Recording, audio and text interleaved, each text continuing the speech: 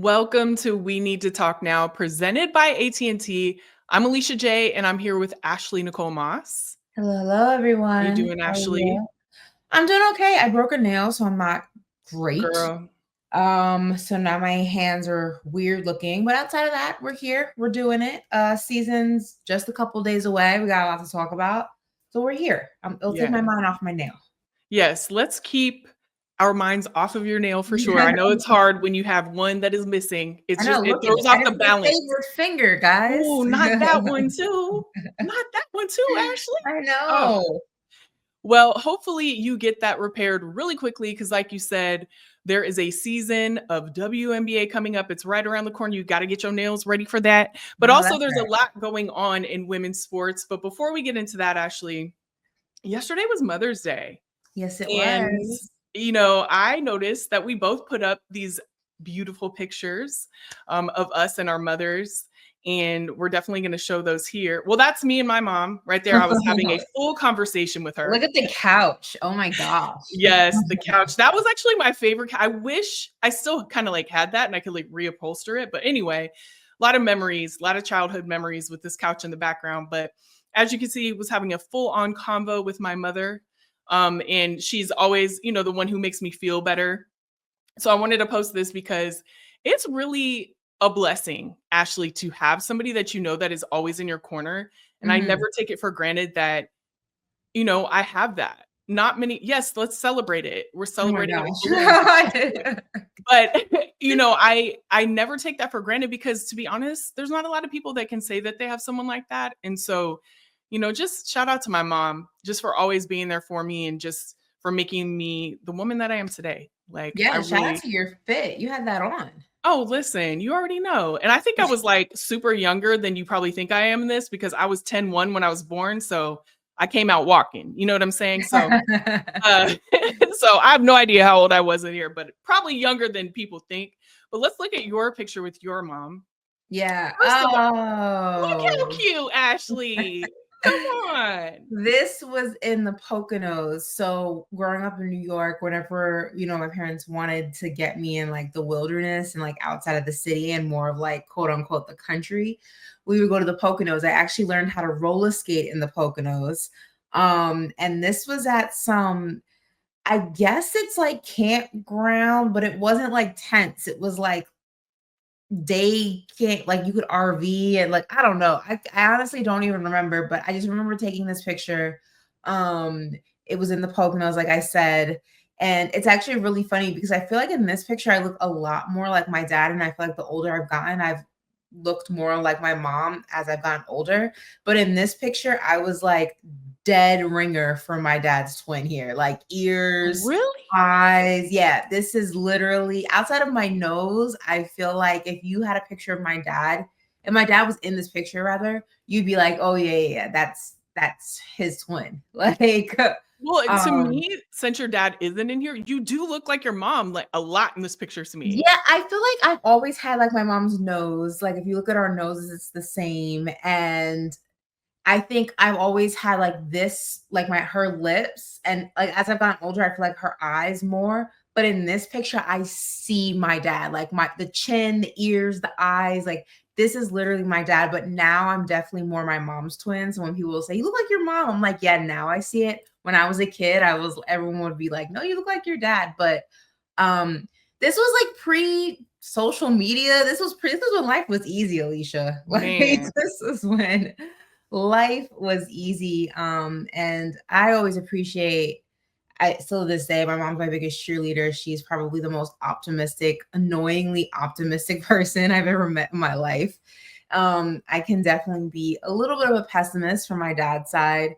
But my mom is just like a constant optimistic person. She's always like looking for the best in situations. It's gonna work out. And I'm like, can you stop saying that it's not gonna work out? But I think in hindsight, everyone needs that positive force in their life, that person who sees the glass half full, if you will.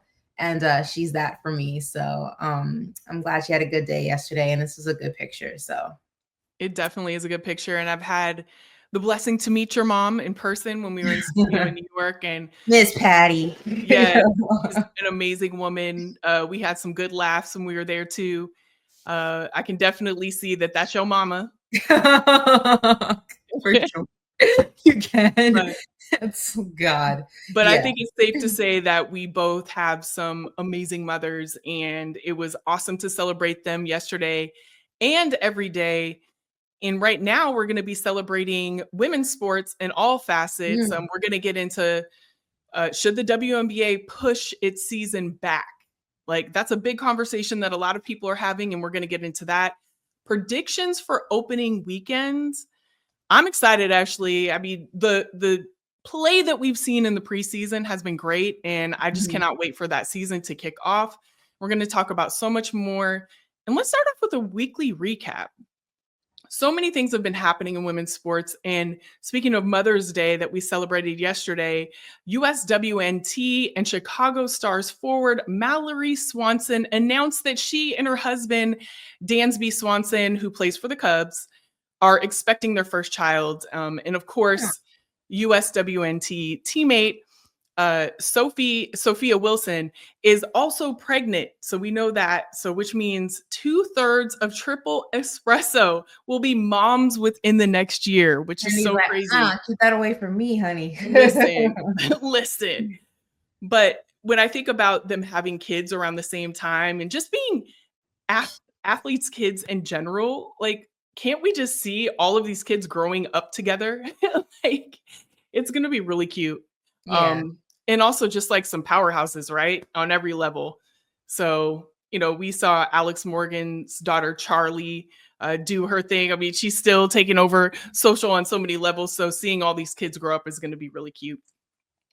The Chelsea women made history, becoming the first women's Super League team to complete an unbeaten 22 match season. That is huge. Talking about the WNBA, more WNBA roster cuts came down the line, which is so hard to watch. It's such a hard time of the year, especially for these rookies coming in, with Deja Kelly and Cheyenne Sellers among the players being cut ahead of the regular season start on Monday.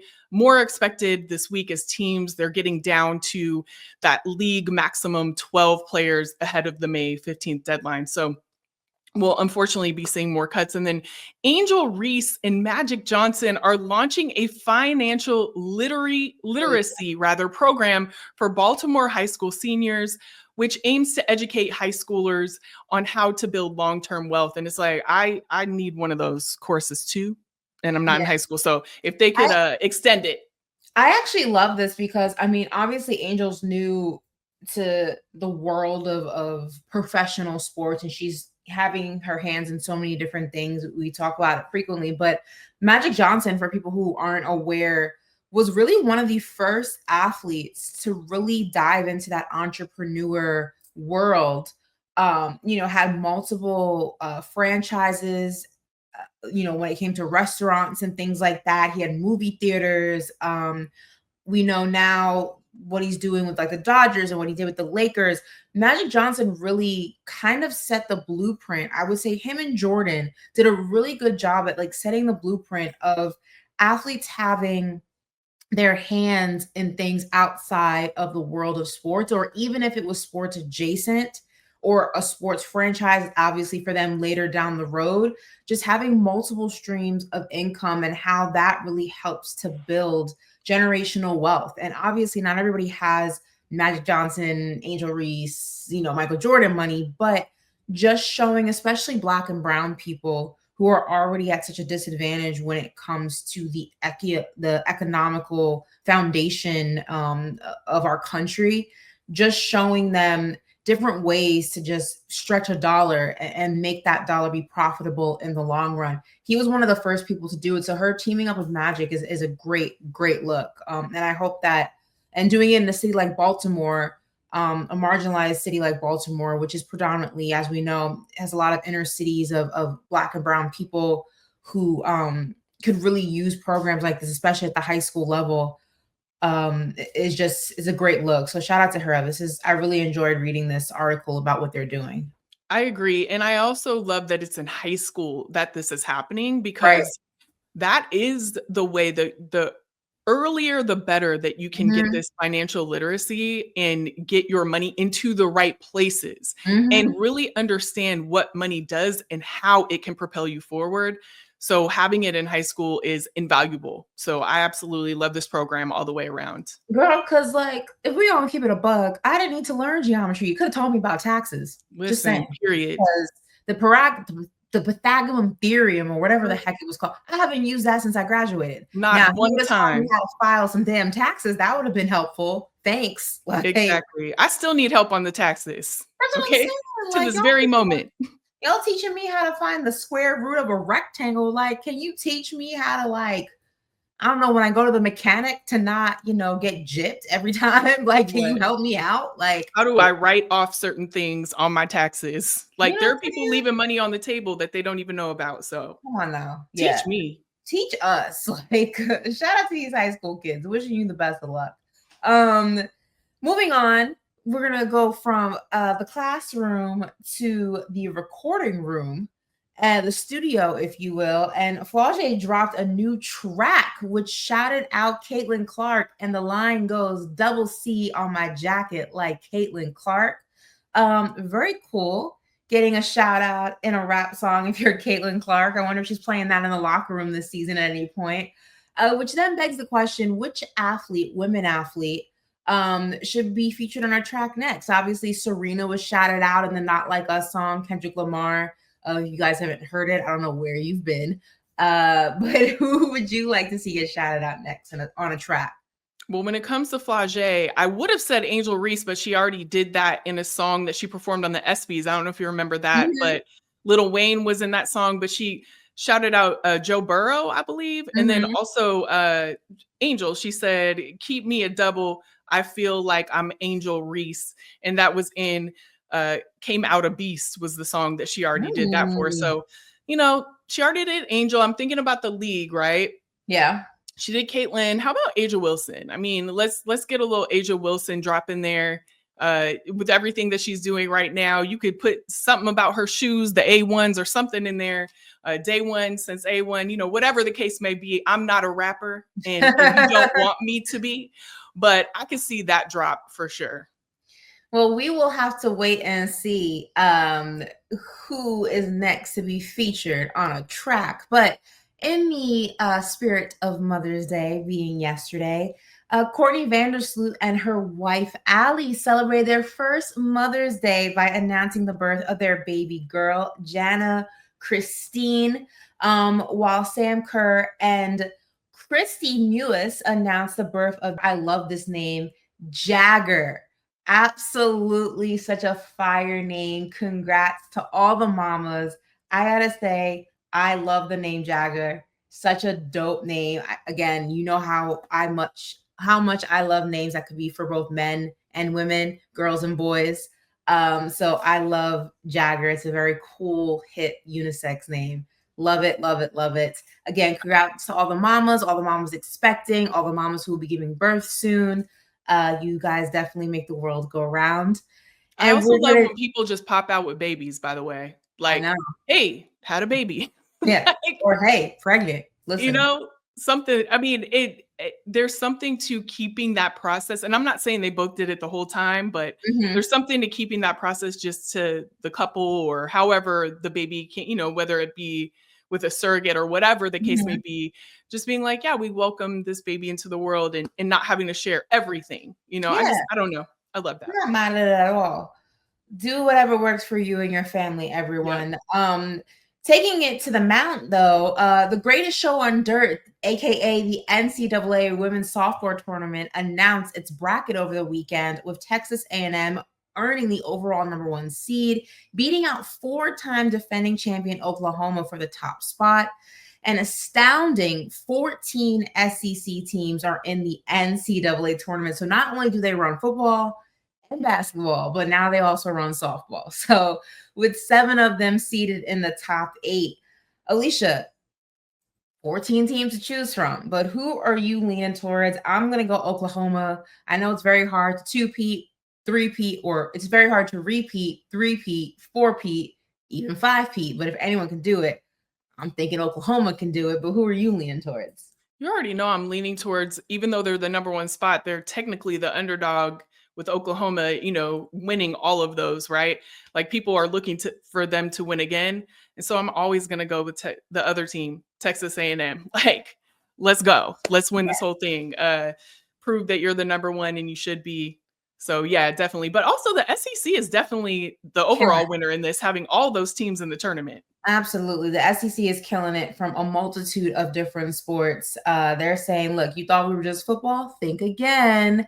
They got basketball on lock too. They were killing. And speaking of basketball, per Sportico, the Connecticut Sun have hired an investment bank to explore the sale of the team. Expectation is that the sale is for full control and likely will result in the franchise being relocated. Now, there is a note here, a group in Boston that includes Donnie Wahlberg, obviously Mark Wahlberg, the actor's brother and a musician in his own right, Marky Mark and the Funky Bunch. Donnie was part of New Kids on the Block, I believe. Don't quote me on that. And Michael Carter Williams, former NBA player, is working towards bringing a team to the city of Boston. And they have said that they are open to acquiring an already existing franchise. So it could be interesting, especially now with the Connecticut Sun and Connecticut being so close to Boston already, what that ends up looking like. I don't know if I'm feeling a WNBA team in Boston. This is not the New Yorker in me. Obviously, we are in a dogfight right now with my Knicks and the Celtics. This is no shade to them. I'm a true New Yorker, and I'd like to keep things in the tri-state. I don't want to see it go to Boston. I'd rather see a team like this maybe be relocated. We've been talking about Nashville looking for a team and some cities like that are on the horizon potentially. I'd like to see a team like this maybe be relocated to one of those cities. What do you think, Alicia? I definitely agree with Nashville. Ever since they rolled out their plan or their bid, I've loved the way that they've done that. And obviously, in Pat Summitt's name, I would love to see that on every level. Yeah. Also, we've talked about this before. Miami, bringing it back to Miami would be, I think that's a great town to have a team in for sure. The Miami Sun would definitely work. The name itself, right? So Sun, I don't know. And look, if Unrivaled was any indication of what the market for women's basketball would be in Miami, it's a good indication because those Unrivaled games did very, very well down here. So I totally and completely agree. I don't know. I'm not trying to down Boston. I think expansion is good in any town, right? Like I really do want to see, with all these rookie cuts and just not enough spots really in the league and just enough exposure, I would love it to be in any town. But if we gonna pick the next ones, I really feel like I would love to see it in like a Nashville or a Miami for sure. Well, we will keep our eyes and ears open for the news on the Connecticut Sun and all things happening in the WNBA. Obviously, this was our weekly recap, and anything else women's sports related, and everything WNBA, everything in between. You want to make sure you're locked in to our YouTube page. Make sure you're subscribed, notifications turned all the way up. Regardless of how you digest your women's sports content, there's no reason to not be tapped in with us right here at We Need to Talk Now, presented by AT&T. No reason at all. We have amazing conversations about women's sports all the time, and we're going to get into one right now that unfortunately involves injury. There's been a lot of injuries that have happened this season, last season as well. And people are having a lot of conversation. Like, for example, last week it was officially announced that Georgia Amoore will not see a WNBA court until 2026 after sustaining an ACL injury to her knee. Those injuries, unfortunately, have been very just profound, like throughout the league. I could name off a whole bunch of people who are definitely injured right now. Jordan Canada, Megan Gustafsson, Cheyenne Parker, Tyus, Cameron Brink tore her ACL midway through her rookie season. We just talked about Georgia Amoore, Nika Mule, and the list goes on and on, unfortunately. And, when you think about these rookies specifically that are coming into the seasons, and they're finishing their NCAA season in March. Their college degrees, they're getting drafted right away. They're going to a new city and settling in, and then going into a type of play that they haven't had before that is, I don't even want to say more rigorous, but it's definitely different, right? When you're Right. going No, from of course. college Rigorous, to I the feel like league. is a fair word. It's not necessarily because they're not talented, it's just different pace, it's different physicality, it's different expectations. That's the perfect word, I feel like. Yeah, and so you're getting thrust into that in a lot of ways, and your body is not getting any downtime. And so Right. that just comes into, the question of that a lot of people are having online is, should they push back the WNBA season so that it's not happening right on top of the college season? I absolutely think that they should. And I remember us having this conversation when we were talking about Caitlin Clark last season, and everybody kind of questioning way prematurely if she was, going to be able to make the adjustment because she didn't look as dominant and impactful as she did in college just a few weeks. Yes, a few weeks prior to her WNBA debut. And we said, look, it's going to be a transition. We were talking about being in college, if you make the tournament, then declaring for the draft, then it's the draft, then it's training camp, then it's preseason, then the season starts. It's a huge turnaround.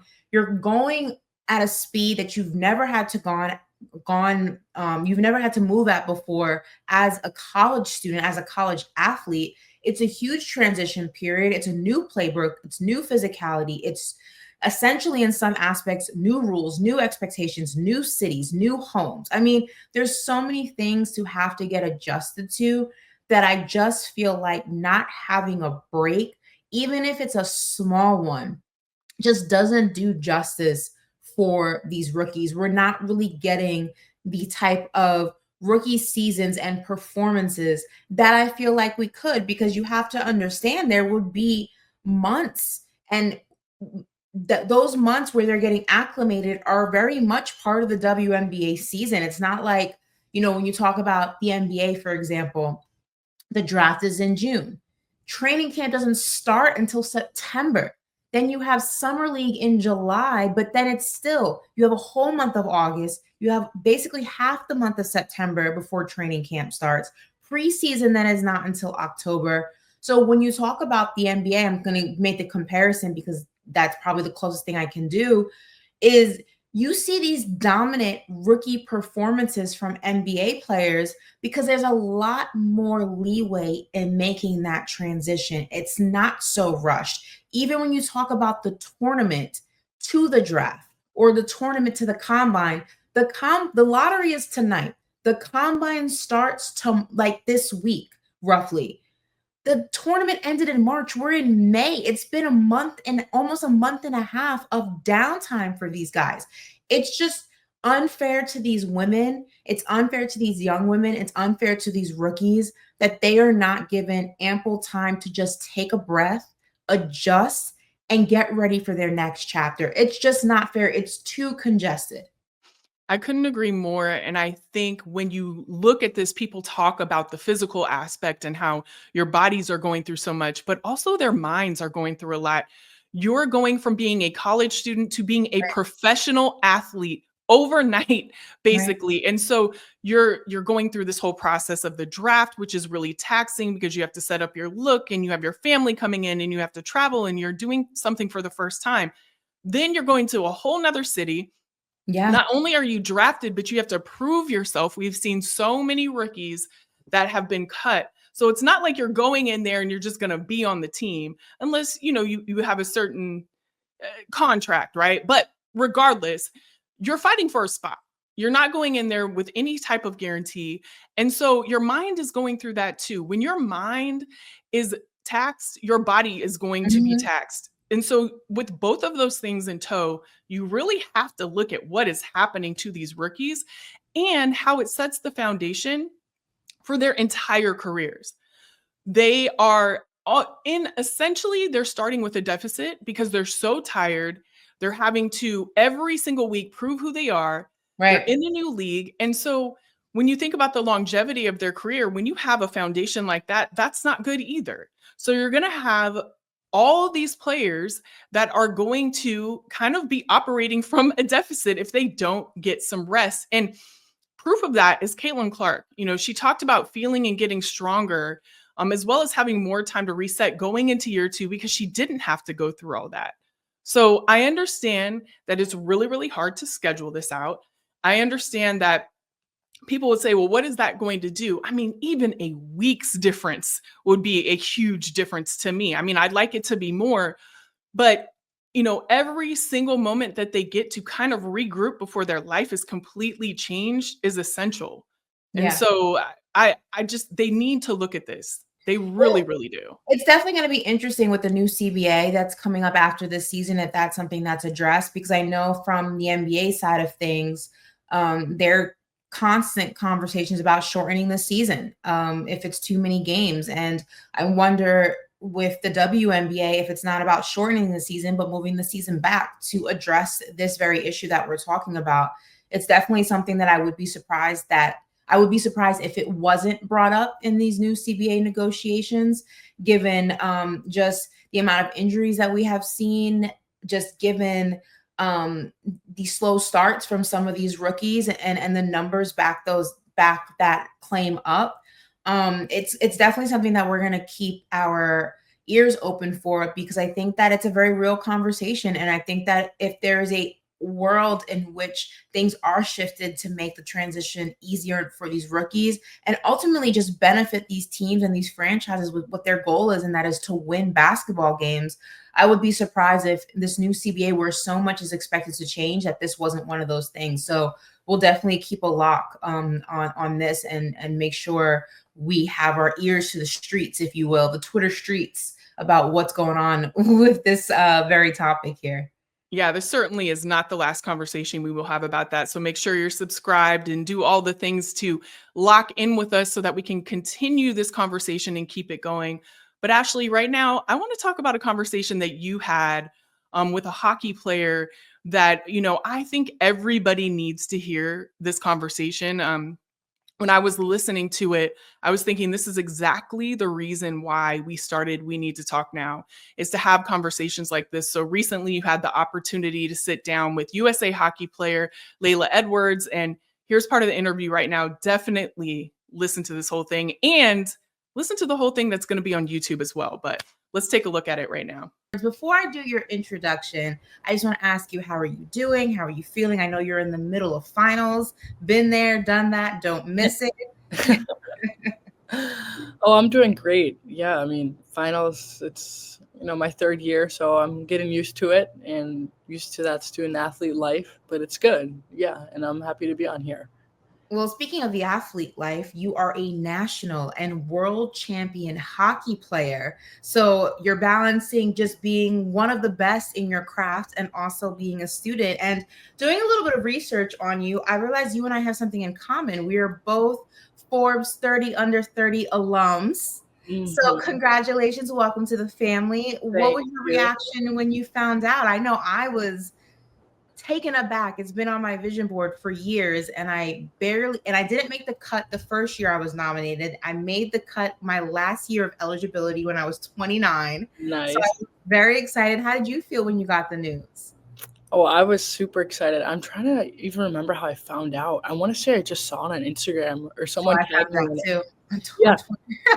Yeah. Someone just tagged me in it, and I didn't really believe it at first. I was going through it and seeing all the other incredible athletes, and I was like, there's no way this is right. So I kind of just closed out the app, and then I kept getting texts and messages, and I was like, okay, so this is real. It's just incredible. I mean, it's so cool to see your name amongst so many other cool people currently, and then people like you in the past. So it's really cool, and I still can't believe it, actually.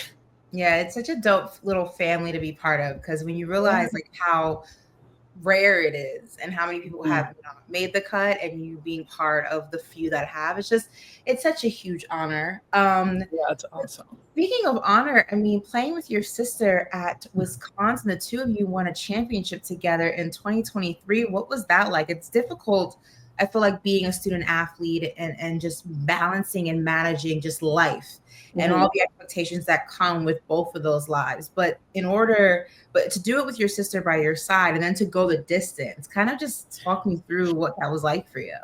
Yeah, it's actually like one of my favorite things to talk about because it always just brings a smile on my face. I mean, it was incredible. Like, we didn't get to play much growing up together. We went to separate boarding schools, and for us to meet back up at like one of the highest levels for women's hockey was awesome. And then to succeed too, and like to get to learn from her, watch her grow into, a better person, better player, and then hopefully she can say the same about me. It was awesome. And then we got to win a national championship together, which is like probably top 3 memories that I'll have for the rest of my life.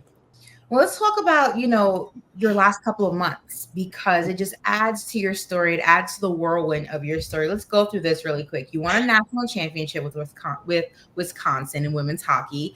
Then you go on to win a championship with Team USA. I mean, when you actually sit back and you just like relish in the moments and you just sit back and you're like, okay, we did this. It's hard to feel it sometimes when you're constantly on go, but just can you sum up what these past few months have been like for you?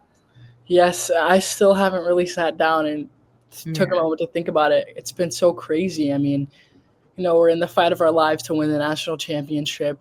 We win in the craziest way possible, and it's like you want to take a moment to celebrate, which we did, but now you got to shift gears and focus on playing at the world championships against higher level people, older level, more experience. So that's crazy. And then we get there, we play in another crazy game and we win. And it's like, wow, those are the 2 biggest goals I have every year, is to hopefully come home with those 2 medals and trophies. And to do that, especially in the same year, was crazy. And obviously I've never done anything like it before.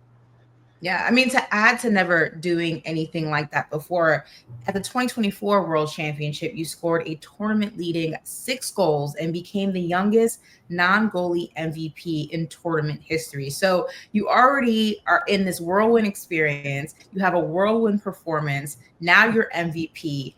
I mean, how did you use all of those experiences, not only to just feed you up, build yourself up a little bit, but also to guide your overall experience and shape you going into this year's Worlds?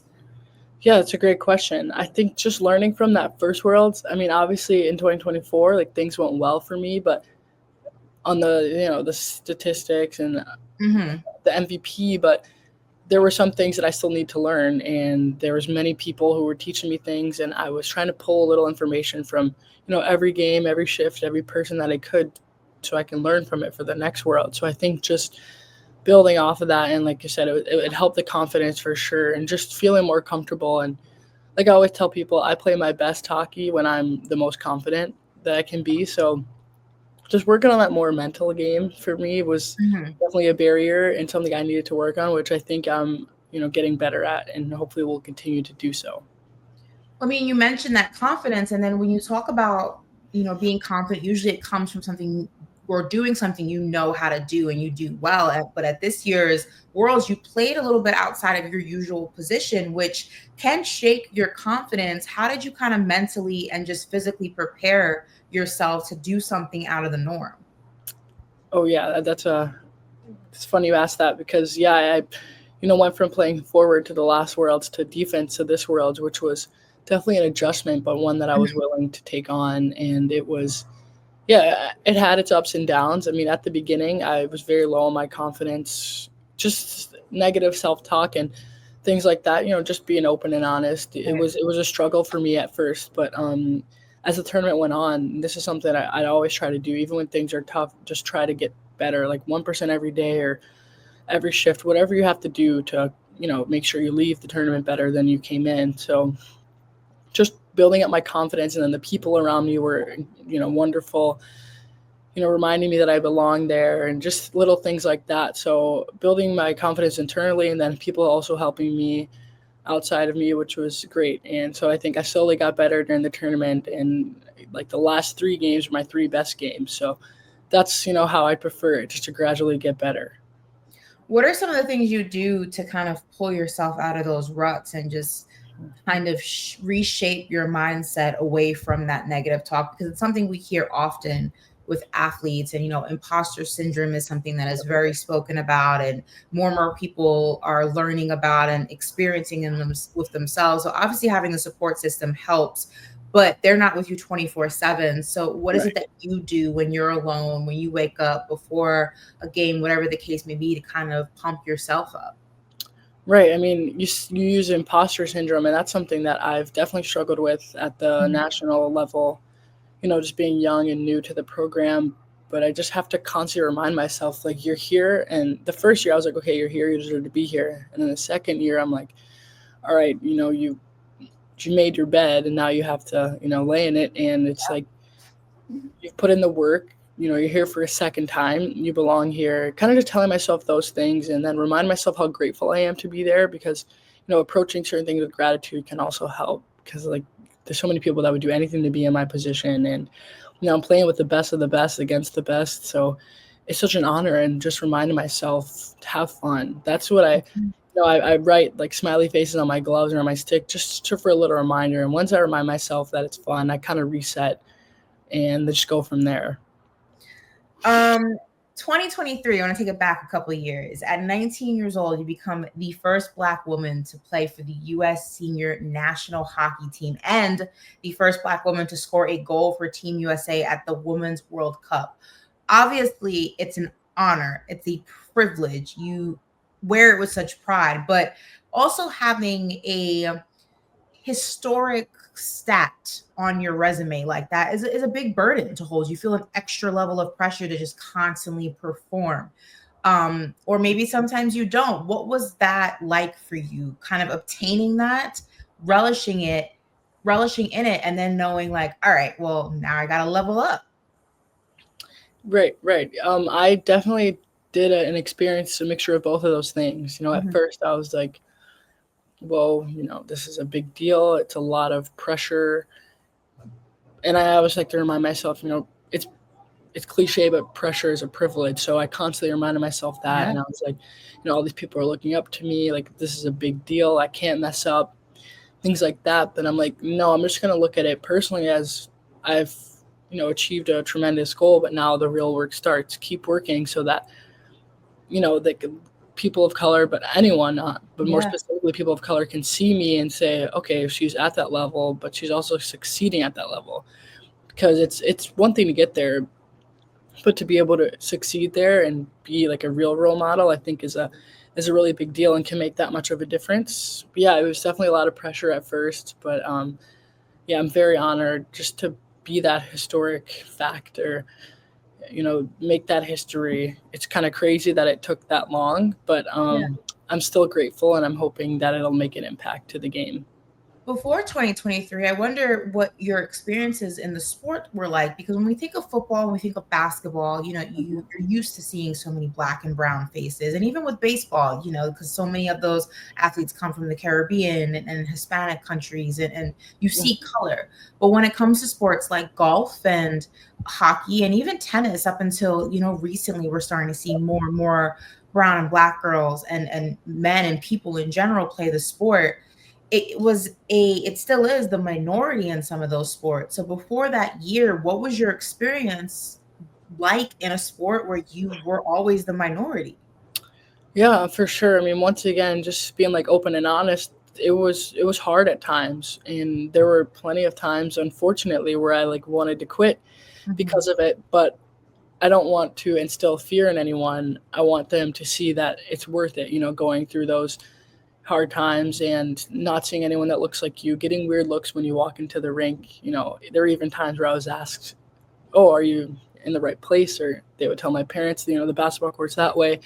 Just things like that, which suck, but that's kind of unfortunately the way it is right now. And that's my goal, is to limit that and to make the game more inclusive, and just, fixing those little things that can turn people away from hockey. Because not only is it expensive, but once you get into it, it's hard. Yeah. Walking in and being, the only person of color. But I think there was a switch at a point in time for me where I was like, I'm just going to use this as motivation. I'm going to stop letting it bring me down and discourage me, because like I can keep making it far, and which will inspire other people, because I'm like, the game can't stay like this forever, So that's when I started to say, okay, I'm going to make it a goal of mine to try to grow the game in that way and to inspire, like I say, anyone, but more specifically, girls and boys of color. Ashley, literally every single moment of that interview, as I'm listening to it, I can relate on some level. I'm sure you could relate on some level. Yeah. And when you think about, just even imposter syndrome, I had imposter syndrome really, really bad, and still do at times when I started doing this. Even though I'd worked so hard to get here, I had all the credentials, I had the background and everything, I still didn't feel like I necessarily belonged. And I still feel that way in a lot of ways. And so when she's sharing that, like, I can relate. And I know that so many people can too. I mean, it was just a valuable conversation, whether you're that athlete, working in corporate America, whatever it may be. Definitely something that I think everybody needs to hear. And especially us. Like, I know I related on every level. Yeah, she, first of all, such a sweet girl. I really enjoyed getting to know her. But yeah, imposter syndrome, we talked about just the importance of representation, which I feel like we're always talking about on this show. How being the first sometimes is a blessing, but it's also just a burden, and how she manages that. The very real reality about there being very few Black people in the world of hockey, whether it's on the men or women's side, and what that kind of did for her going through the sport, growing up in the sport. She told a very real story about there were multiple times that she'd walk into the rink and get on the ice, and people would ask if she was lost and looking for the basketball court, and just a lot of very real conversations, very transparent. I just recommend everyone to watch it. I think that even if you're not a hockey fan, you will take something away from her journey, her thoughts, her feelings, her emotions. I think that a lot of them are universal, and it's not necessarily, dependent on the sport itself. I think we all, especially, us in, the Black community, experience a lot of the emotions she was referring to at some point in our lives, regardless of where in the world we find ourselves in terms of career. So the full interview is on YouTube. I recommend everyone to check it out. And she's great. I really enjoyed getting to know her, and I hope that everybody who's not familiar with her enjoys getting to know her as well in that interview. So, like I said, it'll be up on YouTube for your full dissection whenever you are ready. And speaking of ready, we are ready for our favorite segment, and that is the AT&T Guarantee, presented by AT&T.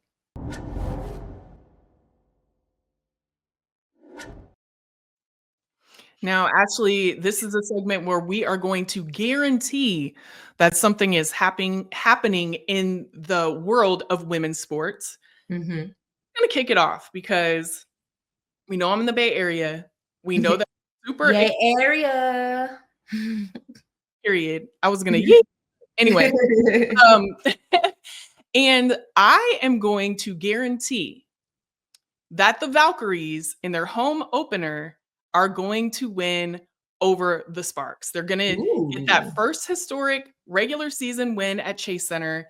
And, they just had their first ever preseason win, 84-79 over the Mercury. So that was awesome. But I think they're going to just come right out the gate and they're going to beat the Sparks. They only lost to them by 1 point in the preseason. And I think, they're going to come out ready to go, get that first historic win, and we'll be celebrating, the whole sphere of the Valkyries getting to that point. And I also just want to say shout out to Zena Keita. Zena Keita is she's the studio host for the Valkyries inaugural season. And we used to work with each other at the Warriors. As a matter of fact, I was her buddy when she got hired, like to help her get acclimated to everything in the office. And we both used to talk all the time about how we wanted to work in media, and we both had these dreams and aspirations, and now we're both doing it. So I just had to give her a shout out. I'm super proud of her. She's a very sweet girl.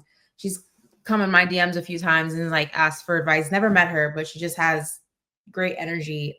She's amazing. Listen, I'm trying to get in the game because you're on the verge of possibly going up 3-0 with these guarantees. And I'm just saying. Have been stinking up the joint. I don't know what's going on here, but you know what? You went with your home team. I'm going to go with my home team. And I'm going to guarantee that the Liberty get a win over the Aces in the season opener. I think fresh off of their championship season, fresh off the parade in Brooklyn, fresh off the Met Gala, fresh off all of that, they are coming in looking to make a statement that, yes, I know a lot of people have a lot to say about that series and if we should have won and this and that.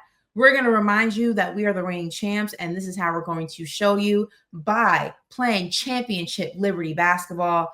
I am going to bet Stewie, Sabrina, Tasha Cloud, the newest member of the Liberty, everybody, JJ, they're all getting a touch. They're all coming out with that championship energy, and it's ring night. Come on. They're getting their rings, the banners, all that good stuff. They're looking to start off with a bang, and I know your girl Ellie is going to come out and put that on. I know you're excited to see her. You've missed her this offseason. You already know. I don't know if you saw, but she got new earring stacks. Like she added some things in the offseason and she will come correct. I already know. And she's going to be sponsored in every single way. Like Elliot is going to have a banner year. Liberty also are now the only team in the WNBA to have a beauty sponsor with Fenty Beauty themselves. So they are going to be looking snatched. Rihanna, you hear us? You hear us? Because we talk about women's sports, and I know, we definitely could be doing some great things together. That's all I'm saying. I'm just saying. You want to talk about, we're going to be talking about great duos. Duo right here. We don't hoop, but we a duo. We got other things that we can. And we can slay a face. You know what I'm saying? We got curly hair. I'm just saying. The curly hair duo. Rihanna, holler at us. While we wait on Rihanna to slide in our DMs and hook this curly head duo up with some things, we're going to talk about basketball duos because that we do not do. Listen, well, I did at one point, Ashley. Put some respect on my name. I was on that basketball court. Apologies. You were too at one point. Once upon a time, not no more. Okay. Well, listen, as we look a year ahead to the year in women's sports, and we're going to see some great basketball duos just doing their thing out there on the court, we need to talk about what are the greatest basketball duos of all time in women's basketball. So I'm just going to kick it off. Now, if we're talking about women's basketball, not WNBA specific, right? But just women's basketball overall, I would pick Sue Bird and Swin Cash because as a duo, they were doing the dang thing.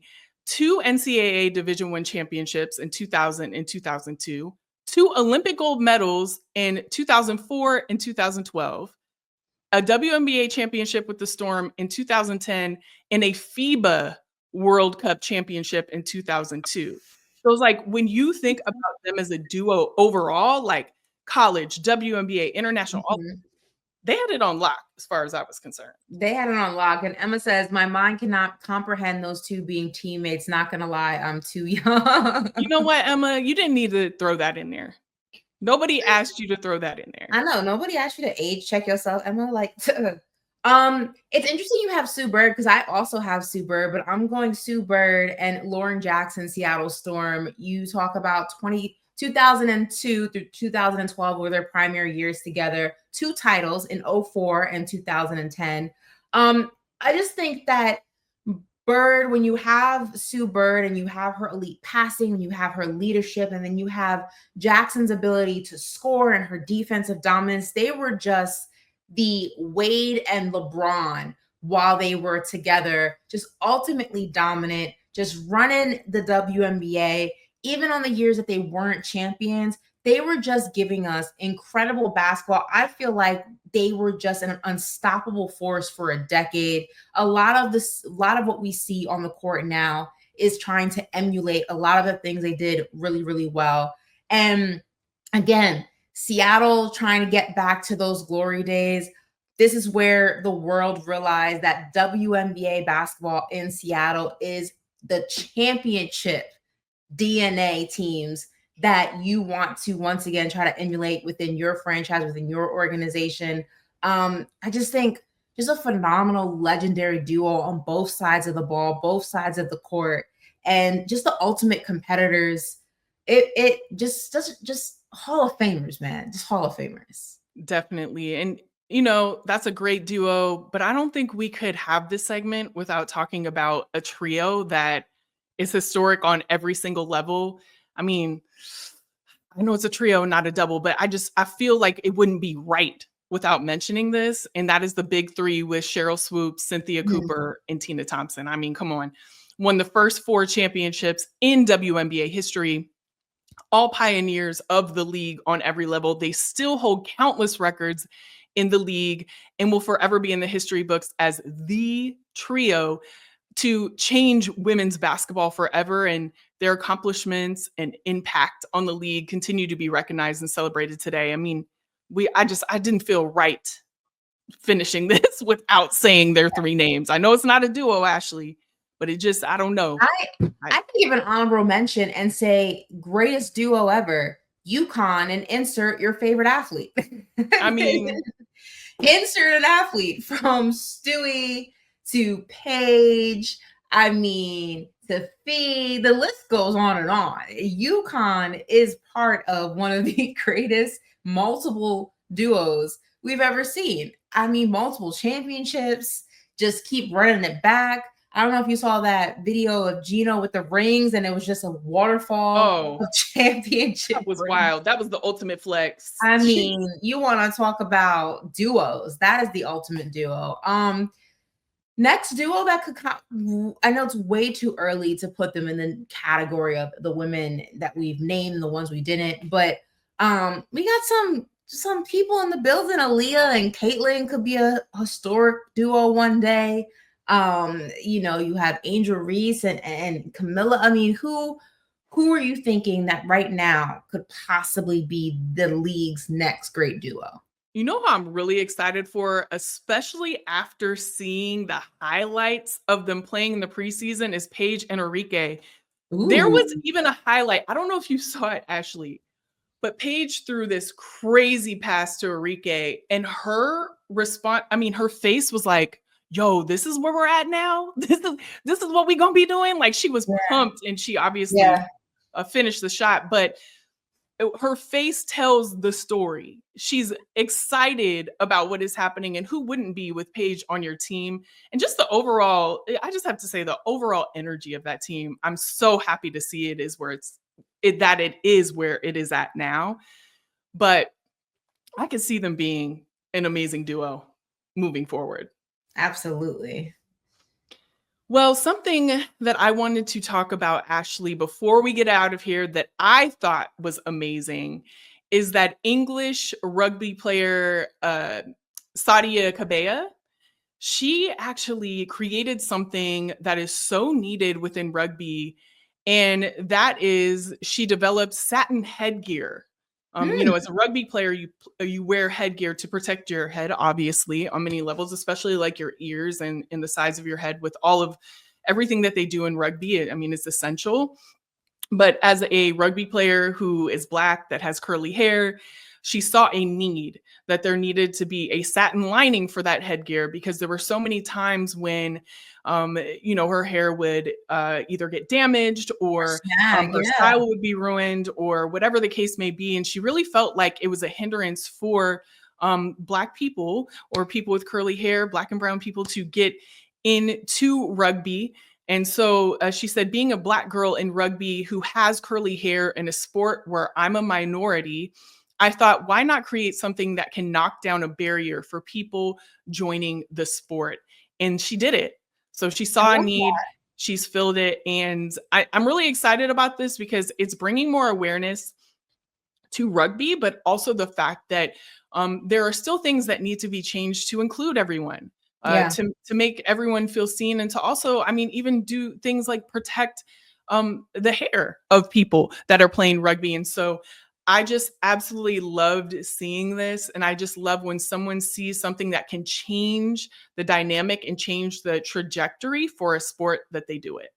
Absolutely. And listen, we're both curly girls and we've had conversations about this. I'm not someone who sleeps in a bonnet. I'm not like really strict like that, but the satin pillowcase, I swear by it. I won't sleep on anything else. I even have two that I travel with, so I can put it over the pillowcase when I'm in hotels and stuff.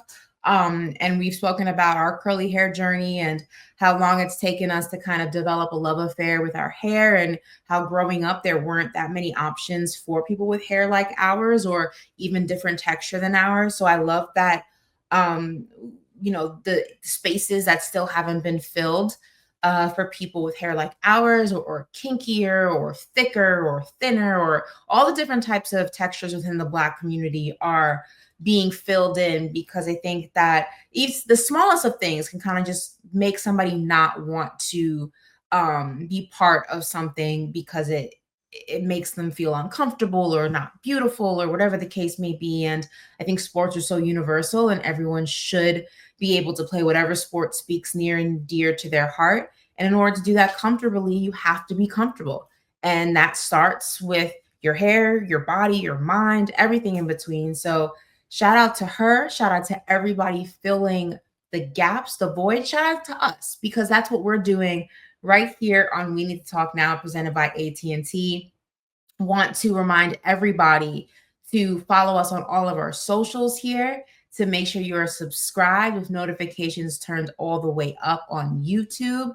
That is where we post full length episodes. That's where we post interviews. That's where we post everything having to do with the show. And we're just getting started, guys. The WNBA season is literally right around the corner. We'll have so much to talk about, but it's not just basketball. Women's sports is 24/7, and we are doing our part right here on this show to make sure that we are highlighting the sports and the athletes that are making these games and this world just move at such a drastically and necessary fast pace.